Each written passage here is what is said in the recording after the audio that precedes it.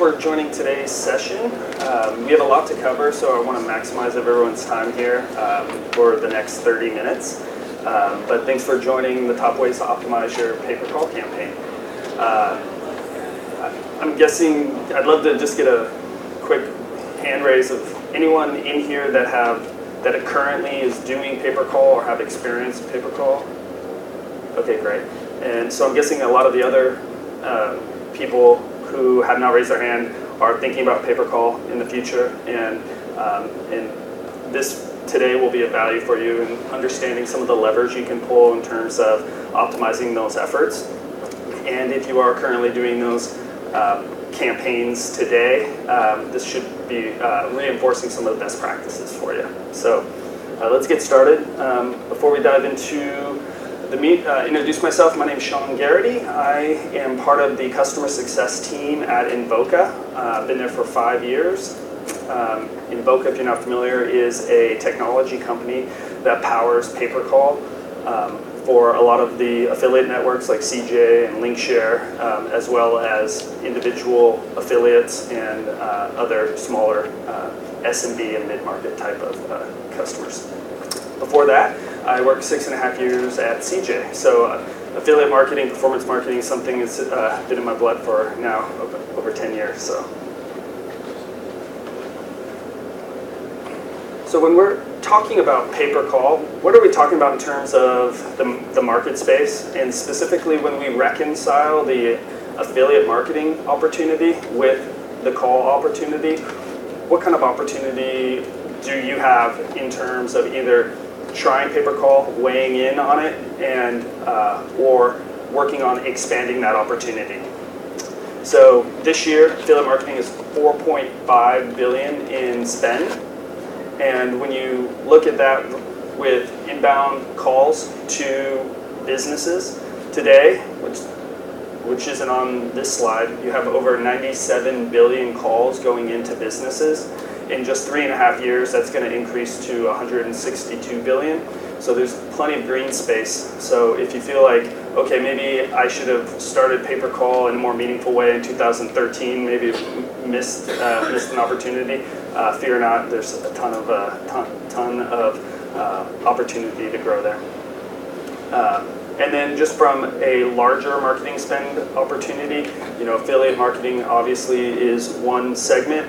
But on the broader media side, we have over 64 billion annual spend for calls to businesses. So highly recommend, if you haven't, to explore pay-per-call. Now, when we're talking about optimizing pay-per-call, really everyone in here is associated with affiliate marketing, and the distance or the gap between affiliate marketing best practices and pay-per-call is quite narrow. So the same leverage you pull from an optimization standpoint in affiliate is largely applicable to pay-per-call. So specifically when we look at payouts, ensuring payouts are aligned and are backing out from an advertiser perspective and are also attractive enough to bring on new affiliates. It's critical to make sure that you have that balance where it's a win-win relationship for everyone, and part of that is doing your homework. So if you're in the, here are some top verticals in pay-per-call that we see campaigns growing and expanding. This is something that is critical. 97% of all pay-per-call campaigns economics are centered on connect duration, region, and hours of operation. They work in concert with each other and grow. So getting a payout to be attractive to get new business is critical. This is very familiar for anything in affiliate, I'm sure you guys know. Identifying the right partners, those partners that are in it for the long haul and are looking to build long-term, mutually beneficial, win-win relationships are critical. The value of a new relationship isn't necessarily met just when you make that relationship. It's going to be in the subsequent months, quarters, and hopefully years with those affiliates. So when you build those trusted affiliates, they become really revenue multipliers for you and stewards of your brand if you're an advertiser. So choose slightly and definitely don't pick these guys out.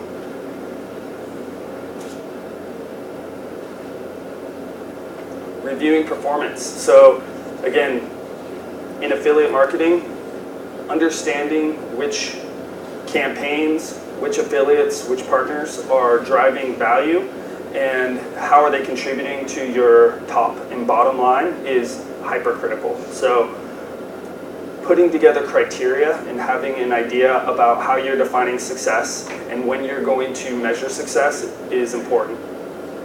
The big takeaway that I want to leave you guys here on this slide is when you have new affiliates that you're onboarding, everyone is going to test. And that's going to be sort of a mantra in today is test, test, build, and parlay success on success.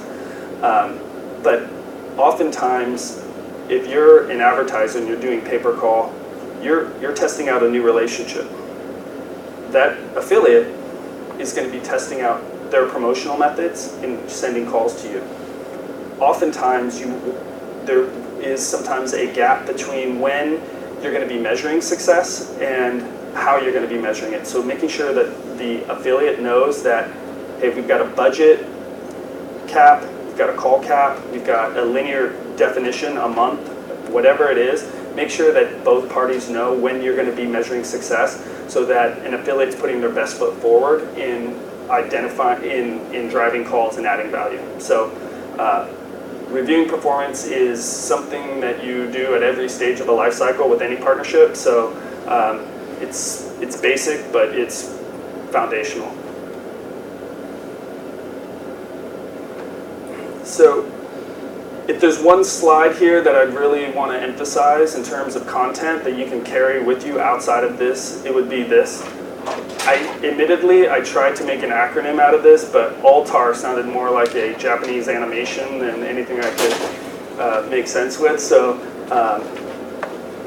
in any event, I would definitely have some takeaways here. When we talk about aligning, what I'm referring to here is really aligning the front end economics and the back end. So you're paying out for calls. As I mentioned earlier, 97% of them are centered on connect duration, hours of operation, and any region. Ensuring that those calls that are coming in are converting on the back end is going to be critical so you can identify which partners are going to add value. With calls, you have the opportunity to actually listen to call recordings and understand what's going on a call. So, for example, when a consumer calls, what is their intent? Is it aligned with the goal of the campaign, or are they calling for another product, service, whatever it might be? So understanding the intent of a call. On an advertiser side, it's also important to understand how the call center reps are handling those new calls. Are they sticking to the script? Are they not qualifying a call quick enough? There's a lot of different ways you can kind of optimize, but a ton of insight when listening. Again, test, starting with a small budget. Calls are more meaningful than clicks because they're further down the path to purchase the consumer. There's more intent by the consumer, and there's more moving parts in terms of people and cost associated with it.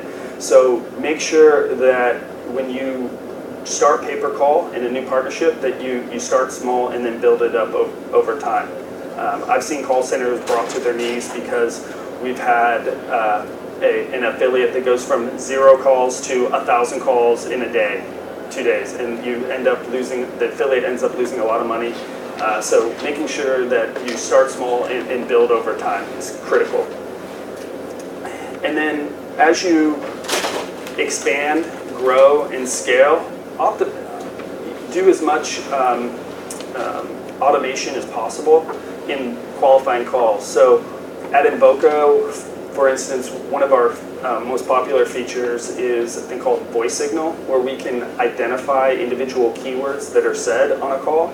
So if it is a sales call, if it is a customer service testing different scripts, Is it a conversion? So words like, here's your confirmation ID, here is your transaction ID, credit card, whatever it might be, those different keywords and combination of keywords creates a segmentation and a subset of your total calls. So when you go back to listen and audit and understand what's going on, you don't have to sift through thousands of calls. You've got a predefined amount. But when you scale, you're going to look for ways in which you can be more efficient.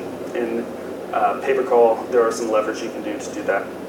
Reward, no secret there.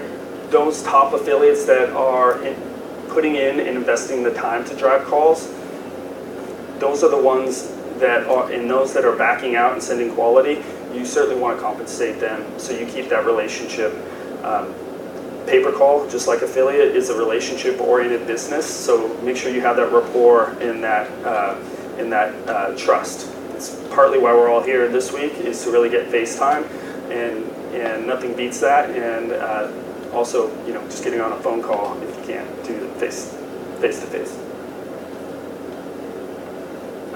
So when we look at some intermediate steps, so those are some of the basics, right? So now we kind of look at a little bit more advanced ways in which you can optimize your program and that are specific.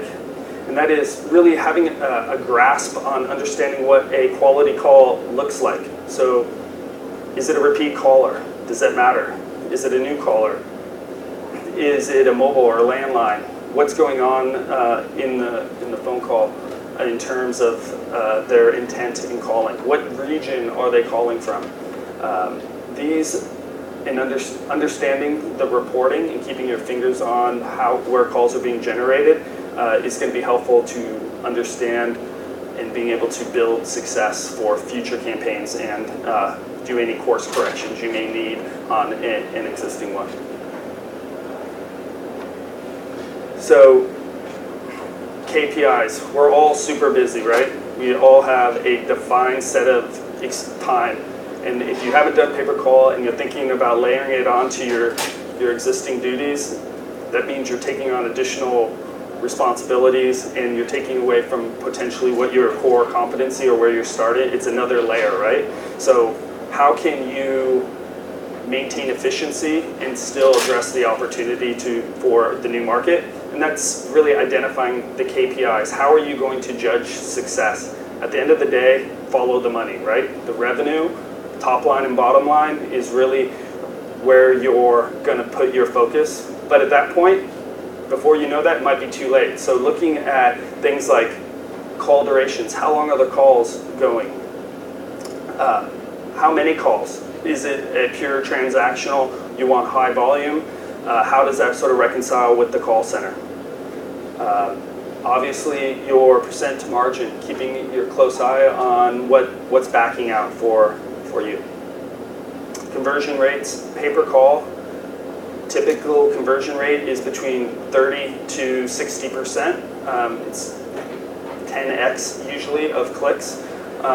So keeping your eye on the conversion rates to make sure that they're aligned. I say conversion rate, again, I'm using that both in terms of front-end conversion and then back-end. So just because you're paying out X amount of commissions, there's going to be a subset that are going to convert on the back end as a new customer. And then, I mentioned it earlier, but creating a timeline for measuring success. This is particularly important when you're talking about your new partnerships.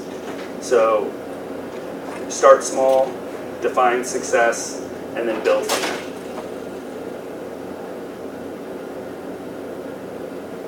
So optimize your IVR. IVR is your interactive voice response. This is your typical call filter. As you gather data and more data comes in, you're going to be able to start seeing trends around calls, and then from there you'll be able to optimize your call experience. So if a certain, say, demographic is calling and you're doing insurance, you want to make sure that you're qualifying them on the front end. So at the end of the day, a call filter, a professional prompt that either you can record or upload is designed to ensure that the intent of the caller is aligned with the goal of the campaign. And that usually requires a key press, something to acknowledge that, hey, I'm calling Empire Today Flooring because I want a quote for new floors. Usually want to keep it short, concise, but again, it helps ensure the health of a campaign.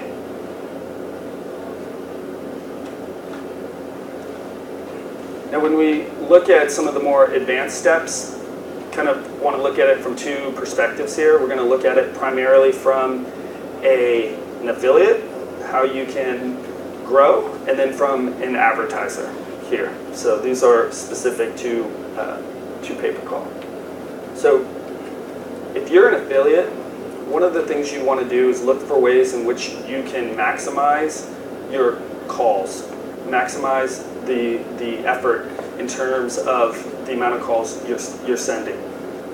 One of the features in Invoca that we have is called a bundling feature that allows marketers to take usually non-branded campaigns that are similar to each other and group them together to create a parent campaign. So you could have, say, 4 different similar campaigns you're running, and then bundle it together and have a parent campaign. So for instance, going back to the home services example, if you had, say, 4 advertisers with flooring, you can bundle them and just have one campaign for flooring.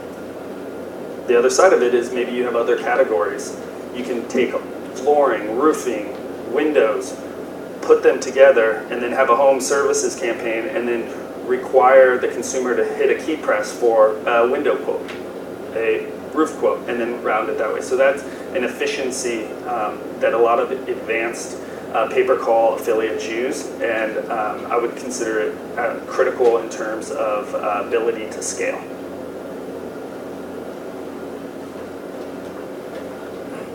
Now, from a brand perspective or an advertiser perspective, taking on new partnerships, new affiliates, and the idea is to continue to grow the pie, right? So on one hand, optimization is just looking at existing partnerships and working on ways to improve the bottom line and efficiencies within that for everybody. But there's also, you constantly want to keep the waters moving in terms of new partnerships and bringing those on. In most pay-per-call platforms have something similar, but at Invoca we have a thing called syndication that makes it really easy for customers that have calls and those that want calls to work together. So my role at Invoca is I help our customers successfully navigate partnerships within the customer ecosystem of Invoca. But regardless of what ecosystem you are in, growing new partnerships and using some of the tools that we talked about today are critical to growing and expanding and taking advantage of the market opportunity. Test, test, test. This is again the mantra here is calls, huge opportunity. Also, it is a more of a risk in terms of taking on new, because like I said, they're more meaningful. The opportunity for a consumer to call in, they have higher intent. The payouts usually are higher, and a lot of them are centered on sort of a lead gen approach. Doesn't mean you can't have conversions as well, but the idea is, again, just to test out so that you know where to invest your resources, both in time and money. So to recap, can't emphasize enough about payout partners' performance. Make sure the payout works for everyone.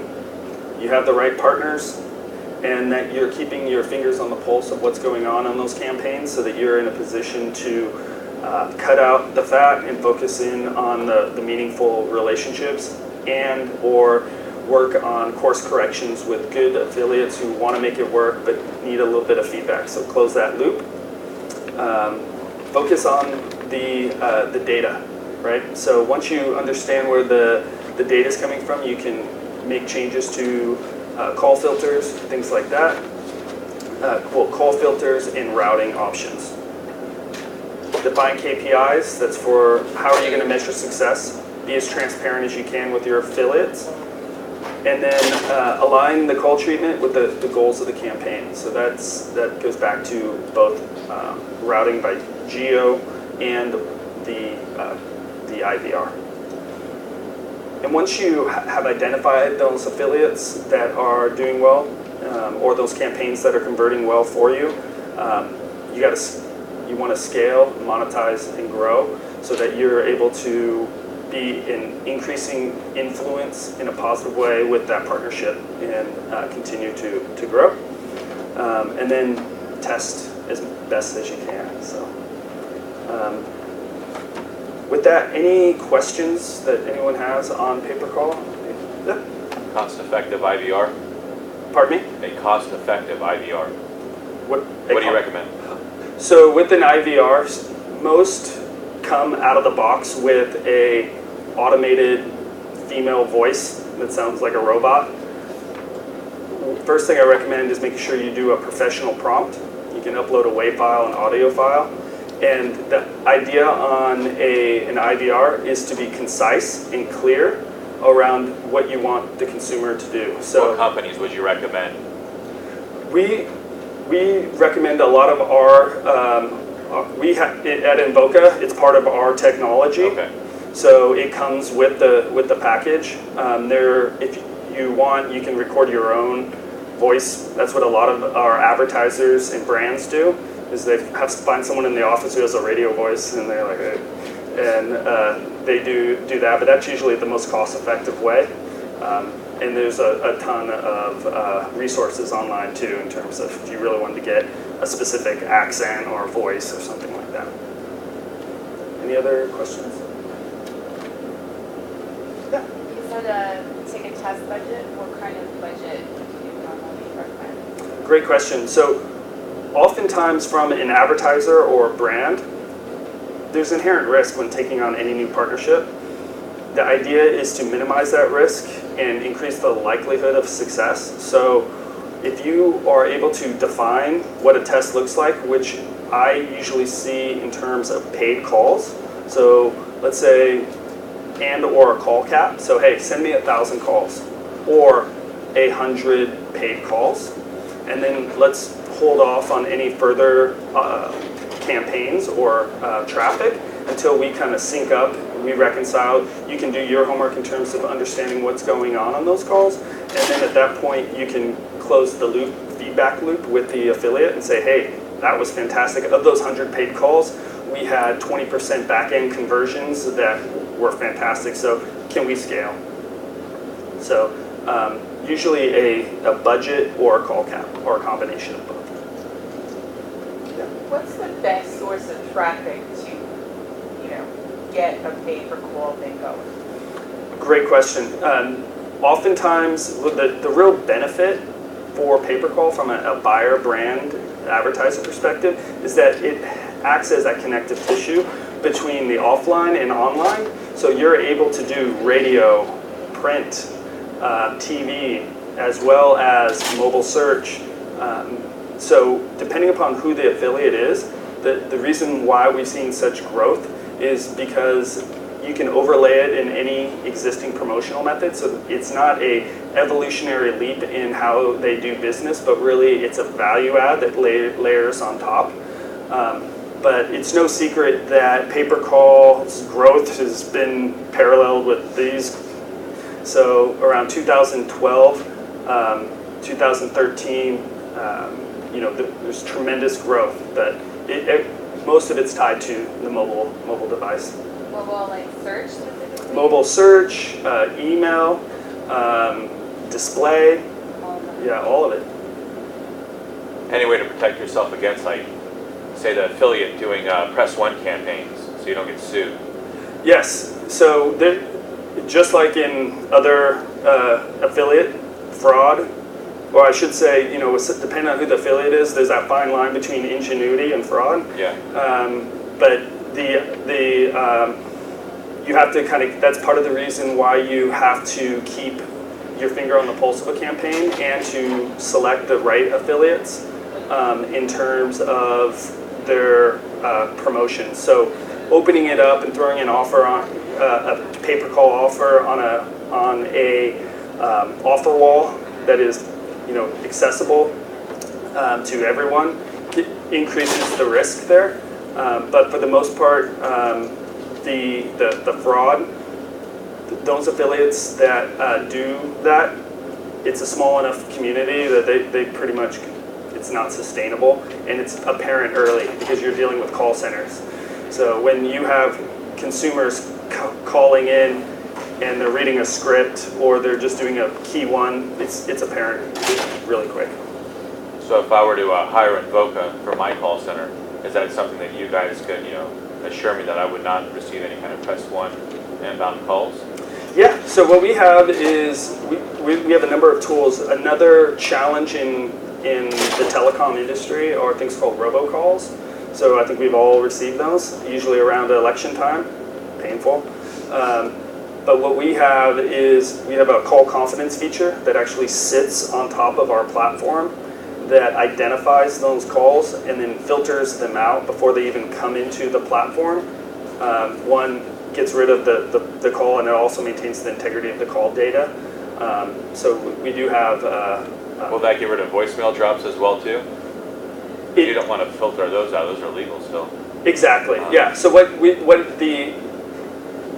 we say filter out, basically what we do is we challenge the caller. So if we think it is, we have them select a number, usually between 1 and 9, randomly, combination, and then if they do that, then we route them accordingly.